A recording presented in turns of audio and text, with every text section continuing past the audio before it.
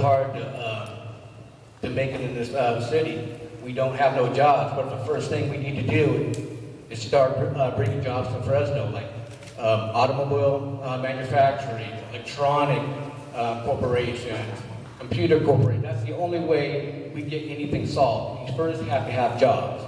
If you have something that you, we can always promise something, and I'm really telling you that right now, that I can always promise you something, but right now, today, is that all our promises have been broken today. If I get in there, I'll tell you one thing, you will have jobs. Thank you. Thank you. I think one of the, it's important to note that as a child, I grew up with a person, her name was Helen Myers, and she took over the Mendez General Store. And this store was owned by someone else, and her employment and her dedication to the store, the owner of the store, which is a Caucasian male, handed the store over to her because he had dedication, and she showed the ability to be able to lead the store, even though that he had children. And it was just that dedication and fortitude which allowed that to be able to happen.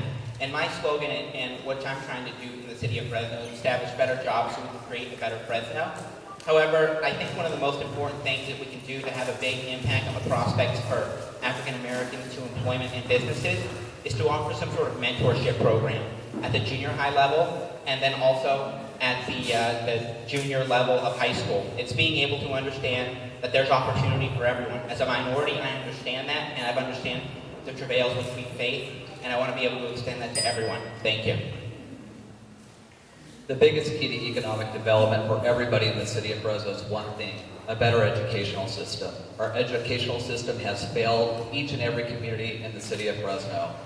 Several years ago, we formed Learn to Earn, which is an adult education initiative that was formed with the public and private sector, community colleges, and local educational institutions.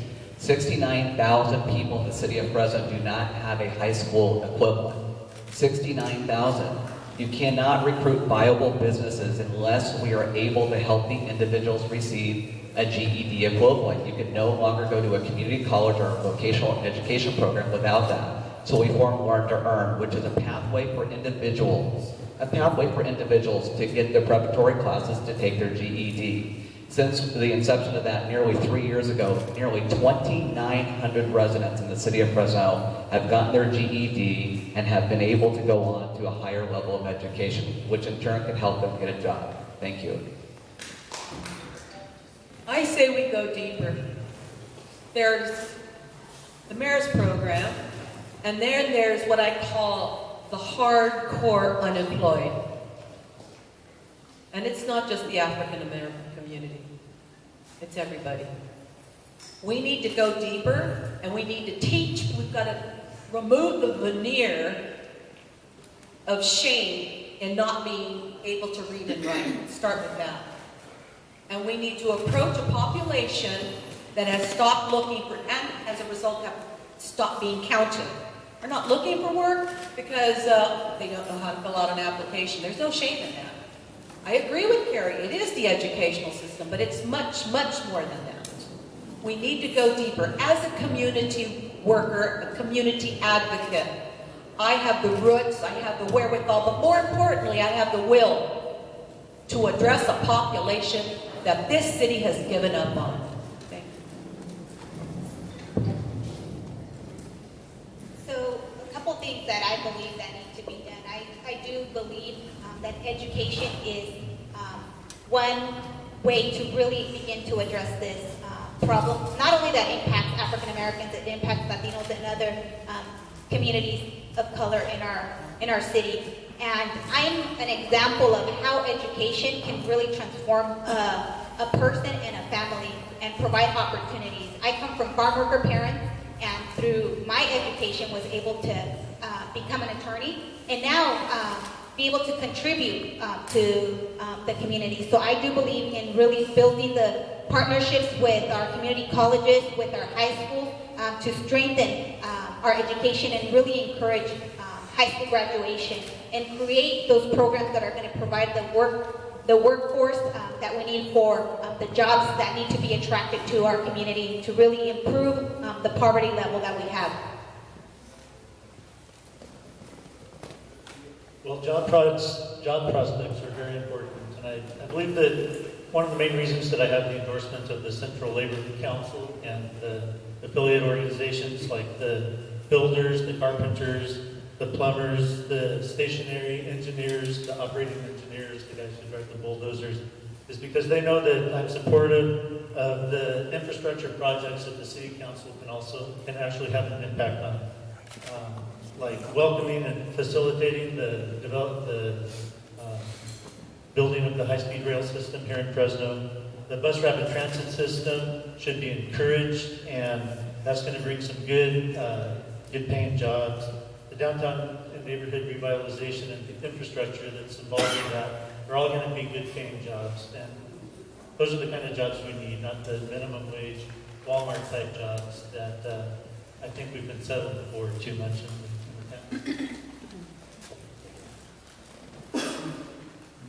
Thank you for the question again. It's very pertinent. I believe we need 4 things here in West Fresno and also the entire city of Fresno. We need to bring companies that will bring jobs here. Companies like Silicon Valley.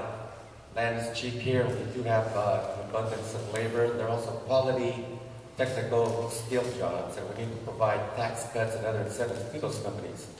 We also need to liaison with families because it starts in the home, folks. Mom and dad, or there's a single parent, you need to liaison with families, establish a liaison office with the city to reach out and also intervene, interact with families to get them goal-oriented for education. And also we need an infrastructure. We need to enhance the streets, sidewalks, etc. I love Fresno, and by the way, my son went to Edison Computech, and he loved coming out here. So that, and we need more. But we need city involvement. Thank you. Thank you. There's dignity in all work. I don't say no to any jobs for District 7 or any jobs in the city of Fresno as a District 7 council member. The biggest impact for African Americans is the same thing for everyone. A rising tide lifts all boats. Find a way to cut fees and taxes. We can get 4 or 5 votes and make that happen on the council. We've done it in the past. Because companies can't hire if they can't expand. Boom, 4 votes. We can do it. We've done it before. When I was approached by a constituent group of taxi drivers and said, these city regulations are making us crazy. We have to turn in our cabs when they hit 7 years old. I took it, I wrote an ordinance, we gave them 3 more years. I mean, God knows they're going to put another 200,000-300,000 miles on them in that period of time. They'll have to junk the cars anyway. But that is how the council worked. We worked for these people. They came to us, we repealed an oppressive regulation, and they put more people to work. I think that's outstanding.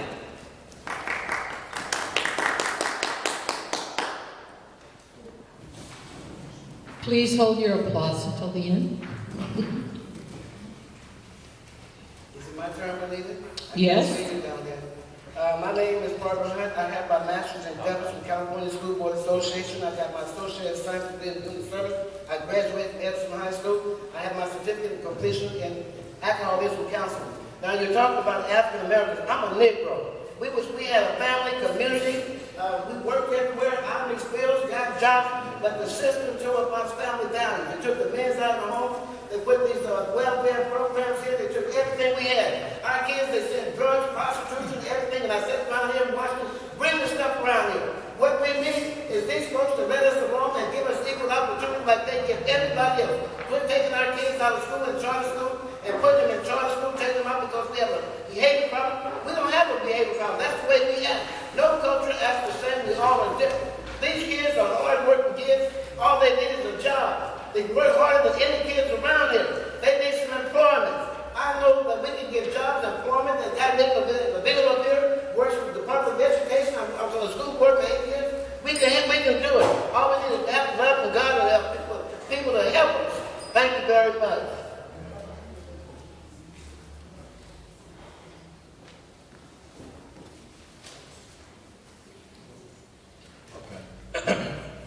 Well, I'm letting everybody know. We have a $1 billion budget in the city of Fresno. That's enough money to give everybody in the city $2,000 a piece, if I did my math right. But unfortunately, the money's not being allocated to this area. So that's one of the things that I want to do as city councilman, is make sure a portion of that budget comes over here so we can repave the broken roads, so we can renovate and develop the empty lots, the abandoned buildings, bring more lease offices so people can open their small businesses, give people grants to open their small businesses and get the city going in the way it can be. I can't really speak on other districts in other areas because I'm representing District 3. This is my district, and that's what we so direly need over here. It's been elected for a long time, and we're here to really do that. Thank you very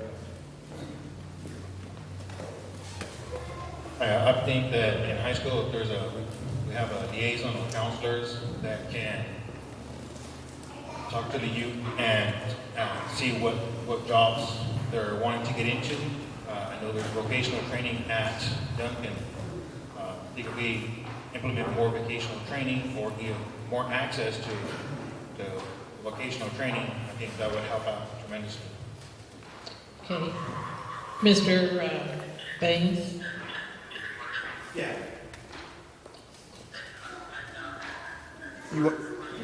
Bonio, hearing him. Get it closer. Yep. Somebody needs to just take care of that. Yeah. He needs to. Can you repeat the question?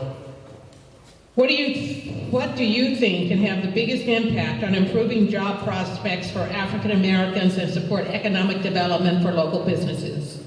Can I have someone that's closer to the microphone because I'm getting a lot of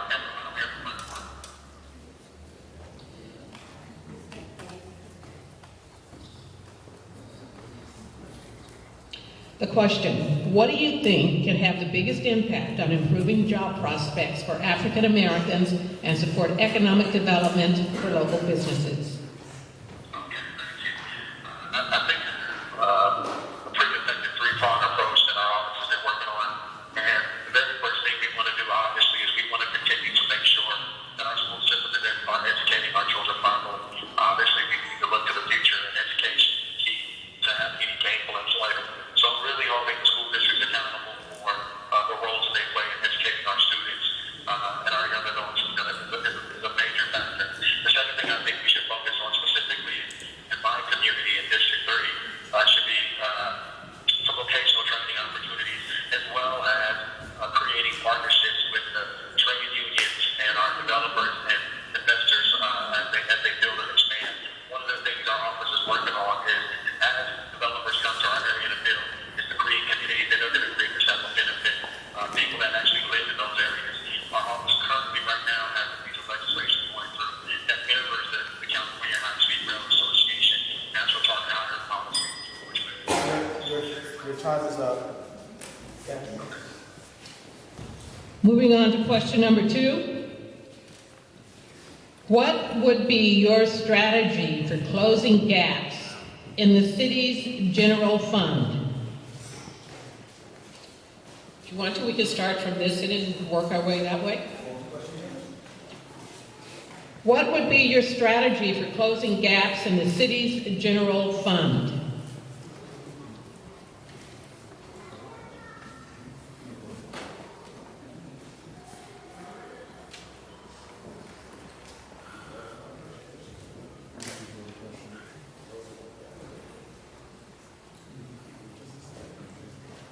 Sorry, I would have to research. Since we're at this end, we'll go to Mr. Baines next.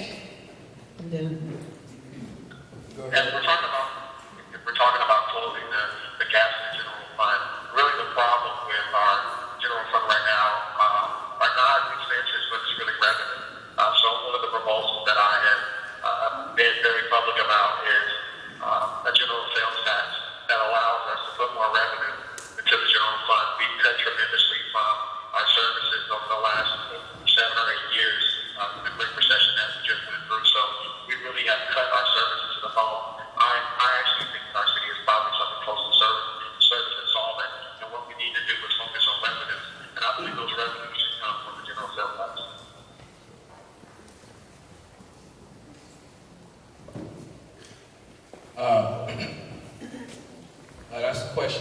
ask the mayor. I don't have the answer for the general fund. All I can speak for is my area. And what I noticed is we don't have, it's been neglected for very, very long. There's a lot of money in the system, period. But like I said, it's not being allocated correctly. And people understand what I'm saying in this community. Some people in the audience may not understand, but I'm talking with people in the community. They understand what I'm saying. And they agree with what I'm saying. As a candidate, I represent the people. I'm not speaking for myself. I'm speaking for the people. And as far as the general fund is concerned, my concern is making sure that the people have what they need, which is resources and opportunity. That's my answer. Well, if we would get the enterprise folks out there, we prioritize these jobs, these departments in City Hall in 1976. If we get all the public works, all the utilities, all these people in there that's not supposed to be there, and give the money and the business back to the city of Fresno, we'd have billions of dollars. The City Council was a redevelopment agency. The redevelopment agency board, that's a conflict of interest. We got on all that redevelopment money. You take a mayor, a city council, and that makes the Fresno Joint Powers Finance Authority. That's the ballpark. That's all our money. They took all the money from Southwest Fresno. We got Southwest Fresno 1, 2, 3, and 4. They got bunds all over this place. Nobody is held accountable. We want our CDG money, home financing money. We want everything that we need that's due to us in Southwest Fresno. The money is there. You guys just bullcrapping these folks. We need our money back, what you guys took away from us and took us off the general plan and made us editors, which was from the beginning, and now we don't even allow it on the general. We're not even on the general plan. Give us our money back. We can show you what we can do. You know, when Mayor Spurgeon took office 6 years ago, there were 4,000 city employees. Now there are only 3,000 city employees. This is regrettable because the folks out in the neighborhoods are feeling the crunch of these cuts. They're not getting the services they're used to. This was the strategy for closing gaps in the city's general fund. The city had to contract. The city got a lot smaller than it used to be. As we move through the future, things are looking better. Things are looking up. The sales tax revenue is a little bit up. The property tax revenue is also increasing. So as revenues increase, it's important to hold the line on our spending and not to vote yes and give a stamp of approval to any idea that comes perhaps from the administration or other sources. The idea on the City Council for at least the next 4 years is to hold the line on wasteful spending. Then we can start to make smart votes and return services to the neighborhoods we represent. Thank you. Expanding on Mr. Olivier's partial concept, exactly. I've been coming up with this. We've got to cut waste at city government. We need to get rid of consultants. Any project comes up, it goes $1 million here, $1 million there, $2 million here. SMG Corporation, they're running the Selling Arena and other parts of Fresno. I think there's only a handful of events that occur there. Otherwise, that's a big empty building with air conditioning and heating going to waste out the door. When you cut waste, then that provides money for the people, for the city. Better safety, public safety, better services, liaison, and also these other work projects, building, and then also bring in big companies to provide jobs. The point is, cut waste.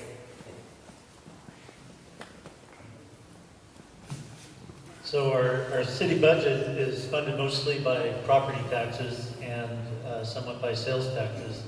And one of the things that we need to do to stop the bleeding and we need to stop subsidizing developments on the outside of town. We're spending a lot of money providing infrastructure for new developments where people don't even live yet, instead of using those resources to maintain our existing neighborhoods, which would increase the value of the property in those neighborhoods, and therefore increase the revenues into the city general fund.